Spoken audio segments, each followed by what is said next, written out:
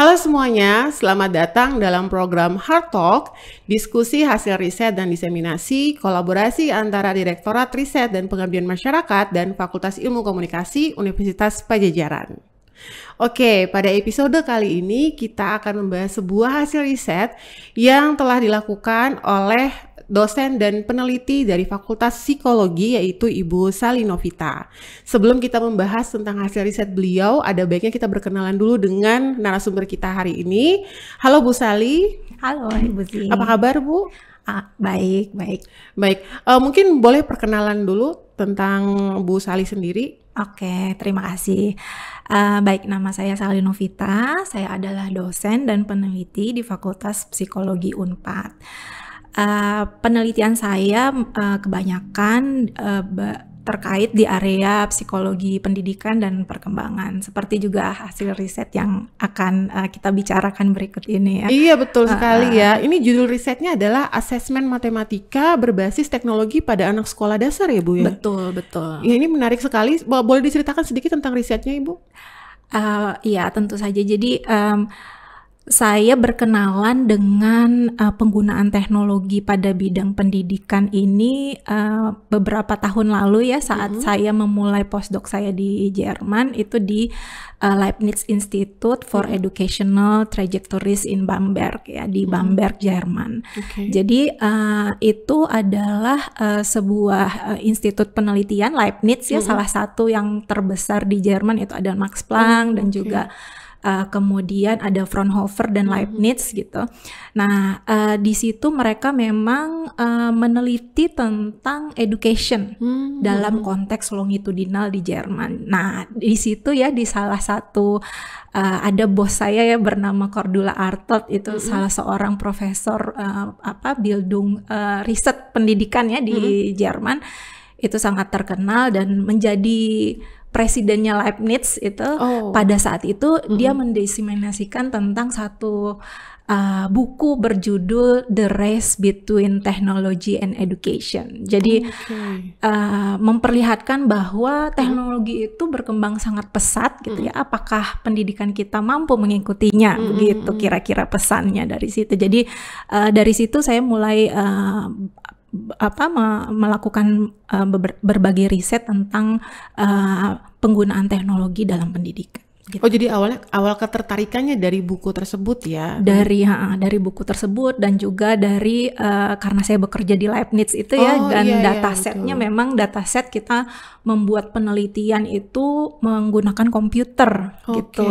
Jadi kita kan tidak bisa melihat proses manusia berpikir ya, tidak bisa melihatnya. Jadi sampai saat ini proses-proses kognitif itu dilihat misalnya dengan menggunakan eye tracking gitu ya. Itu pasti harus kita menggunakan alat gitu. Nah, kalau di komputer kita mengakses itu kita bisa melihat, selain kita bisa ada log data namanya, kita bisa melihat dia gitu. Misalnya reading gitu ya, membaca. Nah, kita bisa melihat berapa kali sih dia balik ke teks gitu. Nah, kita bisa melihat reaction time gitu ya. Jadi prosedur saat dia melakukan proses kognitif itu bisa kita baca, walaupun mungkin tidak semuanya ya, tapi ada hal-hal yang bisa kita lihat dari penggunaan teknologi itu dalam bidang assessment gitu. Ini menarik sekali ya. Padahal kalau kajian psikologi itu kan mungkin kebanyakan orang berpikir ini ilmu kejiwaan untuk orang awam begitu ya Bu ya. Tapi ternyata sekarang perkembangan kajian psikologi pun sudah merambah pada penggunaan teknologi untuk bisa mengakses tadi itu ya, misalkan proses kognitif pada manusia. Karena kan kalau misalkan kita bicara dalam kehidupan sehari-hari, bagaimana seseorang memproses informasi, itu kan kita hanya bisa melihat dari outputnya mungkin Ibu ya. Ya kan, kalau dari proses kognitif kita yang secara psikologi terlihat hanya dari outputnya seperti apa. Tapi ternyata sekarang dengan bantuan teknologi kita bisa menelusuri proses tersebut begitu ya. Betul. Jadi kalau misalnya paper pensil ya, itu kita hanya bisa lihat hasilnya, misalnya dari 35 soal misalnya dia betul berapa. Betul ya. Iya. Mungkin kita bisa lihat, mungkin ada beberapa soal yang dia dihapus gitu ya, dia mengganti jawaban gitu ya. Mungkin kita bisa lihat itu, tapi kita tidak bisa melihat bagaimana dia lama waktu mengerjakan satu soal misalnya. Itu tidak bisa kita lihat, tapi bisa kita log di komputer gitu ya, atau VR bisa kita log juga. Itu kan tadi latar belakang mungkin Ibu ya, alasan kenapa sih Ibu mulai meneliti tentang ini ya yang berjudul Asesmen Matematika Berbasis Teknologi pada Anak Sekolah Dasar. Nah, mungkin boleh diceritakan sedikit proses risetnya seperti apa Ibu ya? Riset VR ini ya, virtual reality assessment, pertama-tama itu kita mendaftarkan untuk hibah dari Dikti. Kemudian kita mendapatkan itu. Lalu yang pertama tentu kita menghubungi, jadi assessment-nya sendiri memang kita juga buat sendiri gitu ya, dengan bekerja sama dengan rekan-rekan kolega di UPI Pendidikan Matematika ya. Jadi kita bekerja sama dengan mereka untuk membuat assessment-nya gitu. Dan kemudian jadi kita bagi 3 ya, kita ingin melihat apakah penggunaan teknologi itu ada impact-nya nggak sih gitu ya untuk pengerjaan asesmen matematika pada anak-anak gitu. Nah, biasanya jadi maaf dipotong sedikit. Jadi berbasis teknologi ini maksudnya menggunakan teknologi VR dan juga tablet. Jadi computer assisted ya. Jadi asesmennya meneliti bagaimana siswa SD ini mengerjakan soal menggunakan teknologi tablet dan VR gitu. Baik. Boleh dilanjutkan Ibu? Iya. Jadi konsep penelitiannya adalah desainnya kita akan mengetes gitu ya, mengakses anak di 3 kelompok. Jadi ada kelompok yang akan mengerjakan atau yang mengerjakan paper pencil gitu seperti biasa ya, konvensional test gitu ya. Kemudian ada yang mengerjakan soal yang sama tapi di tablet gitu. Jadi dia di situ nanti ada audionya di situ ya, dia bisa interaksi gitu ya. Jadi untuk ada instruksinya gitu. Kalau misalnya salah nanti jawaban kamu salah gitu. Jadi kalau yang paper pencil itu klasikal ya. Jadi ada satu ruangan berapa orang gitu dan itu instrukturnya tentu ya ini ya tester biasa gitu ya. Gurunya gitu ya. Enggak, dari tim kita. Gitu. Dari tim kita mahasiswa ya, waktu itu kita latih untuk menjadi tester gitu. Nah, tapi kalau di tablet memang dia berinteraksi sendiri dengan tabletnya. Kemudian kalau di VR ya dengan VR-nya gitu. Jadi dia memakai alat VR, kemudian dia mengerjakan dari awal sampai akhir gitu. Jadi tapi ada tim kita selalu yang ada di situ ya, in case ya kalau ada apa-apa gitu. Berarti ini tesnya itu dilakukan kan dengan 3 metode yang tadi Ibu jelaskan. Nah, itu teman-teman SD ini dikumpulkan dalam satu ruangan yang berbeda gitu. Misalkan yang konvensional satu ruangan, betul ya, tablet satu ruangan dan VR satu ruangan tersendiri gitu ya. Nah, ini berapa orang Bu yang menjadi partisipan dalam tes ini? Totalnya sekitar 200 ya. Banyak 200 ya? Dari 5 sekolah negeri di Bandung. Jadi semuanya dari Bandung memang. Kemudian kita membaginya sebenarnya sangat random gitu ya. Jadi misalnya dalam satu kelas itu kita random. Jadi ada yang misalnya 15 gitu ya. Random 5 gitu ya, mengerjakan paper pencil, tablet dan VR. Hanya untuk di VR memang ada kita harus agak hati-hati ya karena tentu kita menjunjung etika gitu. Kita tidak ingin ada anak yang memakai kacamata. Jadi kalau tiba-tiba ternyata kita kan baru tahu di lapangan ya, ternyata anak ini pakai kacamata gitu, yang bersangkutan harus pindah ke yang lain gitu ya, tidak bisa masuk ke grup VR lagi. Jadi tapi memang akhirnya dampaknya di grup VR jadi lebih sedikit gitu ya respondennya dibanding grup yang lain gitu. Tapi memang kondisional berarti Ibu ya? Kondisional kan? Ya. Apakah itu di switch aja, ditukar atau? Agak sulit kalau menukar karena kalau paper pencil kan klasikal ya, jadi biasanya anaknya sudah kita tes semua gitu. Jadi agak jadi memang terus nanti yang misalnya yang pakai kacamata baru ketahuan di akhir gitu ya, atau dia sakit atau gimana akhirnya nggak bisa masuk. Karena untuk VR biasanya memang agak lama ya karena penggunaan alatnya. Kalau tablet malah lebih cepet kan, jadi datang langsung klik-klik gitu di ya, tablet gitu klik-klik ya. Kalau ini kan memang dia harus ada penyesuaian dan VR juga belum terlalu familiar ya, saya rasa pada saat saya ke lapangan belum terlalu familiar tampaknya ya anak-anak SD di Bandung dengan alat itu gitu. Jadi memang membutuhkan waktu sedikit gitu untuk beradaptasi gitu, karena kita juga tidak mau kan hasilnya itu jadi bias karena mereka belum pernah pakai itu gitu gitu. Nah, ini juga yang menarik untuk didiskusikan Ibu ya, karena apa pertimbangannya ketika Ibu melakukan penelitian tentang asesmen ini menggunakan VR alih-alih misalkan pada teknologi yang sudah familiar dulu nih pada anak-anak SD seperti tablet misalkan atau smartphone gitu, tapi langsung ke teknologi VR yang mana memang belum banyak masyarakat kita terbiasa dengan teknologi tersebut. Kira-kira apa latar belakangnya Ibu?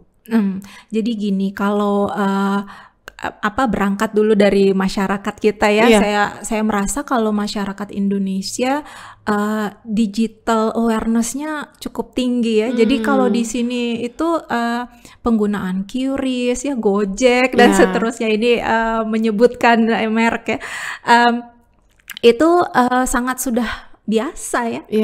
Jadi penerimaan terhadap teknologi itu cukup tinggi menurut saya. Jadi dan ini menurut saya cukup optimis ya, saya melihat masyarakat kita cukup optimis menghadapi society 5.0 karena kita akan hidup bersama dengan teknologi. Nah, VR ini sebenarnya bukan teknologi baru ya, dia teknologi yang cukup lama dan sudah digunakan sejak tahun 1960-an ya di US gitu untuk melatih pilot-pilot mereka gitu ya.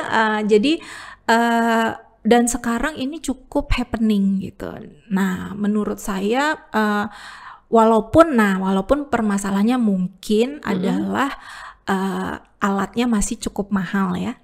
Jadi tidak seperti smartphone yang mungkin bisa dijangkau banyak kalangan ya, mostly mayoritas penduduk Indonesia ini belum bisa dijangkau. Cuma menurut pengamatan kami ya, ini akan cukup happening ke depan karena dia cukup menjanjikan. Jadi mengapa tidak kita memulai gitu ya, memulai untuk memperkenalkan ini juga, karena memang benefitnya cukup menjanjikan. Misalnya untuk dalam bidang education itu kita bisa menjangkau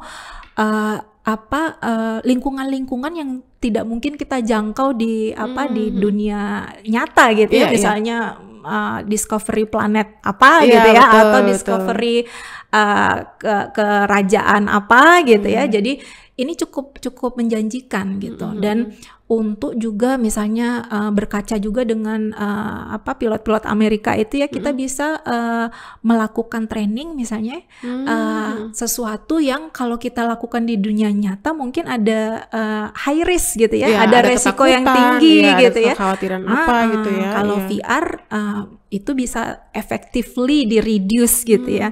Jadi itu pertimbangannya. Jadi melihat potensi teknologi VR itu sendiri ke depannya untuk digunakan dalam bidang pendidikan begitu. Dan terutama pada anak-anak sekolah dasar gitu ya.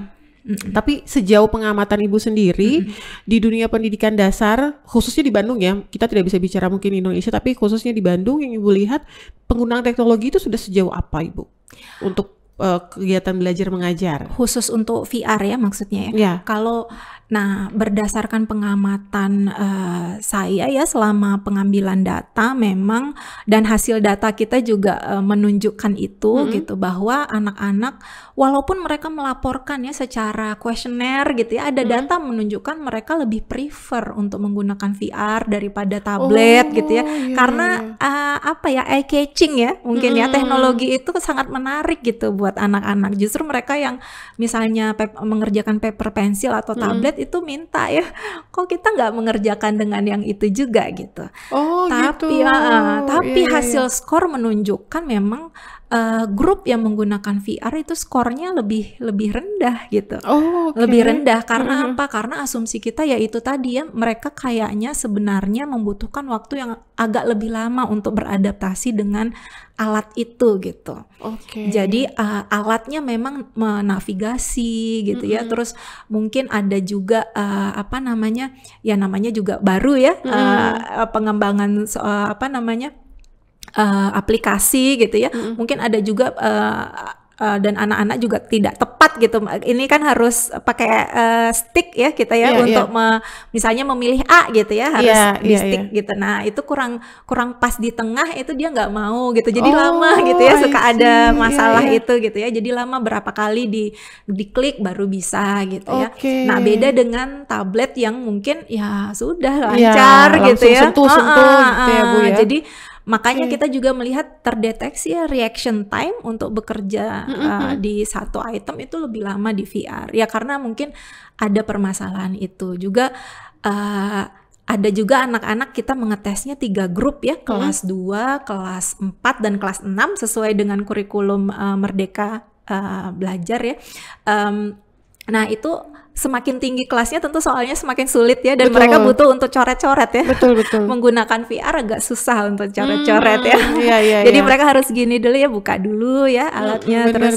Nah itu membuat sebenarnya kelompok kita tidak comparable ya, antara tablet dan VR itu sebenarnya agak kurang comparable karena ya waktunya memang sudah terbuang untuk ya itu bermain-main alat itu tadi ya. Oh berarti ini salah satu temuan juga Ibu ya. Betul. Bahwa penggunaan alat tadi atau teknologi tadi pada akhirnya itu ada plus minusnya. Betul, gitu kan ya. Betul. Dan mungkin juga kalau penggunaan VR ini di misalkan mata pelajaran sejarah atau geografis yang tidak mengharuskan mereka untuk coret-coret dulu, mungkin akan lebih mudah. Mungkin reaction time yang tadi Ibu sebutkan bisa jadi lebih cepat daripada mengerjakan matematika begitu Ibu ya. Betul ya. Jadi kita awalnya kita merasa untuk menggunakan matematika, menggunakan subjek matematika itu kan ada juga geometri ya. Nah itu mungkin dengan VR jadi akan lebih terbantu gitu ya. Mereka berada di sebuah ruangan gitu ya. Betul. Tapi kita juga mungkin awalnya kita tidak memikirkan bahwa ini adalah assessment gitu. Jadi kalau misalnya mathematics learning mungkin jadi lebih optimal gitu ya. Jadi mereka bisa membalik gitu ya. Nah mungkin ini kedepannya yang sedang kita pikirkan ya untuk membuat ini menjadi bukan hanya assessment tapi juga learningnya gitu. Ada learningnya di situ gitu. Jadi membantu pembelajaran gitu. Ya ini juga temuan lagi berarti kan Ibu dari penelitian Ibu bahwa penggunaan VR untuk assessment mungkin tadi ada kendala karena ini kan assessment akan berbeda ketika dilakukan atau digunakan ketika learning process justru atau proses belajar. Ketika siswa juga jadi lebih interaktif, misalkan tadi dengan geometri lebih terbayang bentuknya gitu ya, bisa bergerak mengikuti ruang yang dia lihat di VR seperti itu ya Bu ya.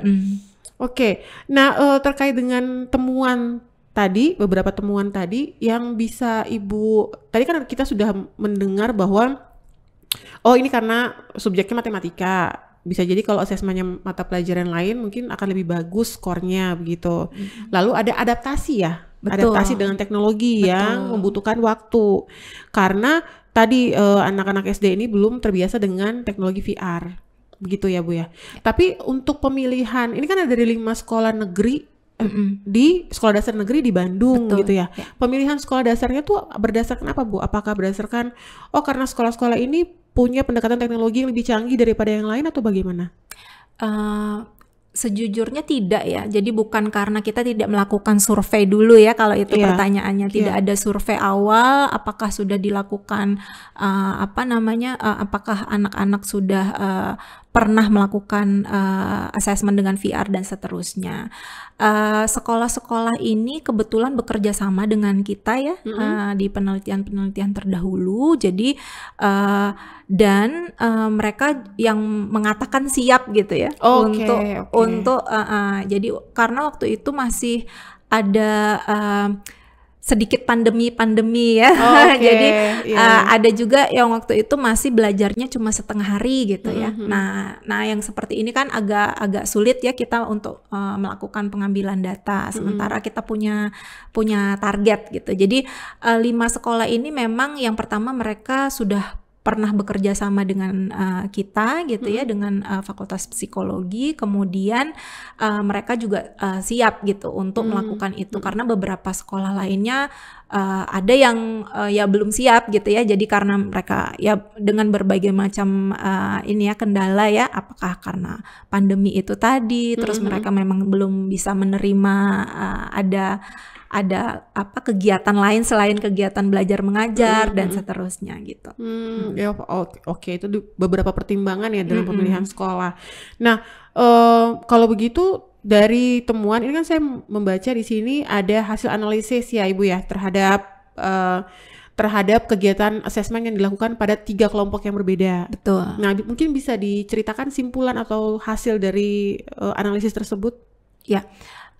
Jadi yang pertama-tama mungkin harus saya terangkan ya, jujur sebagai peneliti bahwa memang ini agak sulit mengatakan bahwa 3 grup ini comparable. Oh, ya. oke. Yang pertama karena tadi ya paper pensil itu mereka klasikal. Jadi dan pengerjaannya itu agak sulit untuk kita kontrol karena itu tergantung ruangan yang ada di sekolah. Oke. Jadi ada sekolah-sekolah yang mereka duduk mepet gitu ya. Oke. Ada sekolah-sekolah yang mungkin ya memang siswanya cuma sedikit gitu ya. Jadi mereka cukup mandiri gitu untuk mengerjakannya gitu. Jadi comfortable lah, ya, ideal untuk tes. Ada juga yang tidak ideal gitu ya. Itu satu untuk klasikal. Kemudian yang kedua tablet. Itu kendalanya adalah terkadang apa ya mungkin lama gitu ya pengerjaannya dan tabletnya jadi agak redup gitu. Nah itu ada anak-anak yang agak takut gitu ya, terus langsung heboh gitu ya. Nah itu karena kita berurusan dengan anak sekolah dasar ya, dan kadang mereka tuh mungkin karena pandemi atau apa gitu ya, punya pengalaman apa dengan tablet gitu, jadi agak reaktif gitu. Nah ini hal-hal yang seperti ini kan sangat individual ya, jadi agak berbeda dengan yang tadi klasikal itu gitu. Nah apalagi yang VR ya, VR itu bisa jadi karena kan kita tidak melihat apa yang mereka lihat ya. Jadi itu agak sulit kalau mereka menemukan kendala apapun lah ya, bisa jadi ternyata mungkin jangan-jangan mereka menekan yang seharusnya tidak ditekan gitu ya. Betul, ya. Akhirnya pause gitu ya, mereka nggak tahu ternyata udah menekan itu gitu ya. Nah itu harus testernya gitu ya ikut turun tangan dan seterusnya. Jadi agak kalau misalnya dibilang comparable, ini kita harus mencari dulu efeknya berapa ya, efek measurement errornya. Cuma kalau hanya kita melihat skor akhir itu tadi ya, memang grup VR itu tampak memiliki skor yang lebih rendah daripada grup lainnya gitu. Rata-rata skor ini Bu? Rata-rata skor ya, rata-rata skornya lebih rendah gitu. Walaupun sekali lagi waktu kita bertanya ya di kuesioner, kita ada juga pertanyaan kuesioner ya, mereka tampak lebih termotivasi itu tadi ya, saya ingin mengerjakan apakah yang mana preferensi kamu gitu. Banyak yang menyebutkan VR gitu. Jadi lebih banyak yang menyebutkan VR daripada paper pensil, mungkin udah biasa gitu ya, atau tablet mungkin juga karena selama pandemi mungkin udah begitu gitu ya, jadi tidak terlalu eye-catching lagi gitu, tidak ya untuk mereka gitu. Jadi kira-kira seperti itu tampaknya gitu ya, kalau saya boleh berasumsi ini untuk penelitian selanjutnya gitu ya. Betul. Kalau secara ingin meningkatkan motivasi, tampaknya VR ini melakukan pekerjaan yang cukup baik gitu ya. Terbukti ya matematika itu juga kita pilih karena ada term namanya mathematics anxiety ya. Jadi ketakutan matematika ya, itu kan cukup banyak ya di US sendiri, itu lebih dari 50% ya kira-kira mengalami itu, walaupun dengan kadar yang berbeda-beda gitu. Dan mungkin kita bisa juga relate ya waktu kita SD itu gimana ya matematik mungkin gitu ya. Jadi tapi ternyata mereka termotivasi untuk mengerjakan tes matematika hanya dengan melihat bahwa itu seperti games gitu ya. Jadi having fun gitu. Nah itu yang sebenarnya mereka cari. Nah kalau misalnya itu memang bisa efeknya nanti bisa kita lihat. Nah ini kita sedang melakukan melakukan systematic review juga ya tentang ini. Nah, kalau misalnya kita bisa mencari efek itu seberapa sih besarnya gitu ya penggunaan VR ini terhadap motivasi belajar anak-anak, ini cukup menjanjikan ya untuk menggunakan ini di pembelajaran matematika atau subjek-subjek yang menantang, menantang atau ya, menakutkan nah, gitu itu ya. Kalau Bu, kata-kata menakutkan cukup ekstrim ya. Iya, benar-benar. Oke, kalau tadi berarti melihat ada dampak pada motivasi anak untuk lebih engage atau terlibat dengan subjek yang dia kerjakan seperti matematika konteksnya Ibu ya. Nah, melihat tadi hasil atau simpulan yang sudah Ibu sampaikan juga, menurut Ibu sendiri apakah anak-anak sekolah dasar di Kota Bandung itu sudah cukup siap untuk untuk menerima atau melakukan pembelajaran menggunakan teknologi VR ini ke depannya gitu? Apakah sudah cukup siap? Oke. Pertama-tama kita tentu harus melihat individual differences ya. Oke. Jadi itu satu tentu. Karena apa? Karena VR itu dia all size. Oh iya, betul sekali ya. Dia all size ya. Belum ada kid size-nya gitu ya Bu ya. Iya, jadi anak-anak yang mungkin secara fisik tubuhnya besar gitu ya, tentu punya benefit ya dengan kondisi fisiknya untuk menggunakan VR, berbeda dengan yang tidak terlalu besar gitu. Jadi itu yang pertama. Yang kedua juga itu tadi ya, VR tidak disarankan sebenarnya ya, kita sudah berdiskusi dengan dokter mata dan seterusnya untuk mereka yang menggunakan kacamata. Mengapa? Karena VR itu kan sebenarnya lensa komputer ditaruh di mata. Oke. Jadi kalau tidak memakai kacamata itu kayak saya ya, tidak memakai kacamata itu tidak terlihat gitu, jadi kabur. Iya. Jadi kalau mau ya pakai kacamata baru pakai VR, which is itu tidak nyaman ya, tidak terlalu nyaman gitu. Jadi memang VR punya sedikit keterbatasan gitu ya, tidak bisa untuk semua, jadi ada individual differences di situ. Itu yang pertama. Tapi kedua, kalau kita melihat motivasi, kita melihat penerimaan, menurut saya ini cukup bagus ya chance VR untuk masuk sekarang gitu ya. Di penelitian-penelitian memang didiskusikan ya, mengapa sih VR ini tidak happening gitu ya. Padahal dari 1960 sudah ada di education gitu ya. Kenapa tidak happening gitu. Nah, tapi sekarang terlihatnya ya, kalau kita bisa mengobservasi itu games itu banyak ya dengan VR gitu. Jadi awareness-nya ada, motivasinya ada, tinggal kita melihat bagaimana nih aplikasinya yang bagus gitu ya, yang benar-benar memang dibuat untuk edukasi, bukan hanya untuk komersial games gitu ya. Dan kita menginginkan ya satu, mereka termotivasi itu untuk belajar sesuatu yang menantang gitu. Iya, gitu. Oke, ya berarti sebenarnya secara potensi ada potensinya ya Bu ya. Cuma memang besar, dilihat lagi perkembangan teknologi dan juga perkembangan pendidikan dasar di Indonesia sendiri, apakah bisa mengarah ke sana ketika melibatkan teknologi, terutama dalam kaitan ini adalah VR ya, virtual reality. Betul. Nah, mungkin untuk closing statement dari Ibu, apa rekomendasi Ibu untuk riset selanjutnya Bu? Untuk riset selanjutnya, menurut saya ya, apalagi tadi ya dengan semangat the race between education and technology ya, kita jangan terlalu takut gitu ya untuk menerapkan teknologi dalam bidang pendidikan, karena saya tahu juga, karena saya juga ibu ya, banyak orang tua yang agak takut gitu kalau anaknya menjadi kecanduan dan seterusnya. Yang perlu kita tidak bisa menutupi bahwa teknologi itu akan menjadi bagian dari kehidupan gitu. Jadi jangan renggut chance mereka untuk belajar ICT ya, karena itu adalah kompetensi yang dibutuhkan untuk ke depan. Hanya kita perlu mengontrol. Iya, Itu betul. tadi ya, jadi kontrol harus ada di tangan kita, dan itu kadang-kadang tidak mudah ya, tidak semua orang tua bisa melakukan itu.